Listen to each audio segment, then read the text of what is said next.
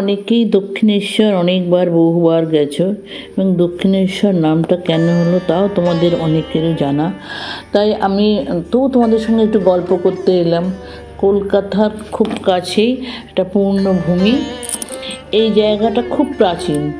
আগের নাম ছিল শোনিতপুর, কেউ বলতো সম্বলপুর। অনেককাল আগে এখানকার দেউলপোতার জমিদার বানরাজা স্বপ্নে আদেশ পান, শিব ঠাকুর বলছেন আমি এখানে আছি, খুঁজে বার কর। তিনি খোঁজা শুরু করলেন, পেলেন সেই শিবকে, প্রতিষ্ঠা করলেন মন্দির। দক্ষিণবঙ্গে এই শিবকে পেয়েছেন বলে বানরাজা নাম রাখলেন দক্ষিণেশ্বর। আর এর দক্ষিণ দিকে বেশ বড় একটা পুকুর আছে। সেই পুকুরের ঈশান কোণে বিরাট একটা বট অশ্বত্থ গাছ জড়াজড়ি করে আছে। অতীতে ওই গাছের তলায় গাজী সাহেব নামে এক মহাত্মা পীর বাস করতেন। এখানে মুসলমানদের একটা কবরডাঙ্গা, একটা মসজিদও আছে। গাজী পীরের অনেক অলৌকিক ক্ষমতা ছিল।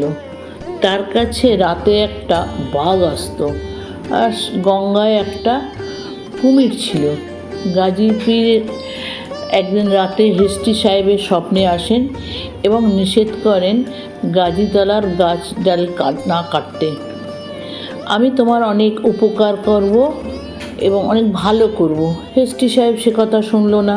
সে গাছপালা কেটে গাছ দুটোকে ন্যাড়া করে দিল। চটকলের শেড তৈরির কাজ শুরু হয়ে গেল পুরো দমে। সাহেব চলল বিলেতে কল কিনতে।